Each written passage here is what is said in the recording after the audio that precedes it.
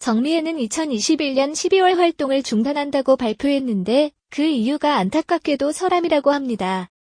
정미애는 입안염증이 몇 개월 동안 낫지 않아 병원에서 검사를 받고 설암 상기 진단을 받았습니다. 정미애는 8시간에 걸친 대수술로 혀의 3분의 1을 절제했다고 합니다. 다행히 말은 할 수 있지만 음식을 삼키는 게 힘겨워합니다. 얼굴 모양은 비뚤어졌고 말을 할 때 발음은 꼬이고 흐트러졌습니다. 가수로서 자신감을 잃었다는 정미애는 작은 방에 틀어박혀 홀로 노래를 되뇌었다고 합니다. 처음엔 입을 벌리는 것조차 고역이었지만 입안이 경직되도록 연습했습니다. 정미애는 후유증을 이겨내고 다시 무대에 서려고 한다고 하는데 응원합니다. 설암이란 어떤 암인지 알아보았습니다. 혀에서 발생하는 암으로 대표적인 구강암이며 혀의 옆면에 생기는 경우가 가장 흔하지만 혀의 어느 위치에나 발생할 수 있습니다. 우리나라 암 발생 통계 2002년에서 입술, 구강, 인두에 생긴 암은 전체 암의 약 8%를 차지합니다. 발병 연령을 보면 40세에서 60세 사이에 가장 많이 나타나고요. 여성보다 남성이 발병률이 2배 정도 넓습니다.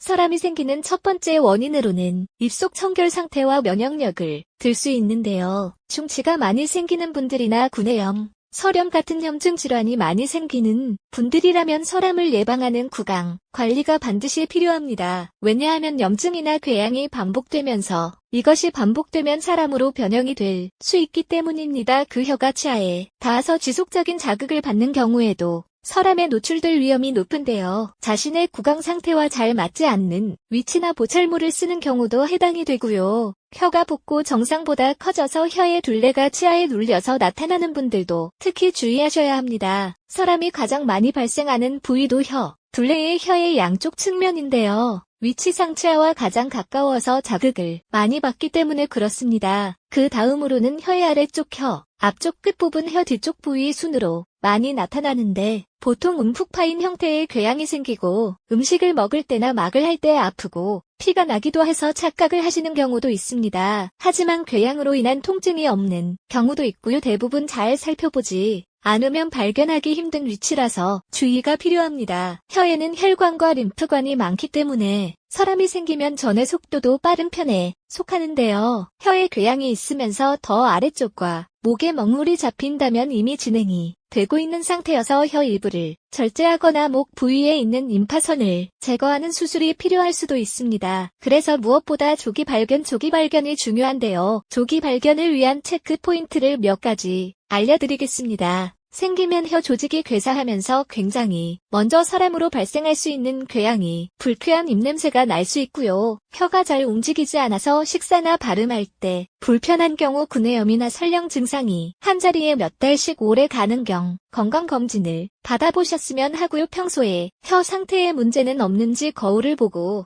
평소에도 스스로 체크하시기 바랍니다. 건강한 식습관, 충분한 수면, 규칙적인 운동, 그리고 스트레스 관리 등의 일상적인 습관은 암 치료에 필수적입니다. 오늘도 건강하고 행복한 하루 되십시오. 건강하고 행복한 하루 되셔요.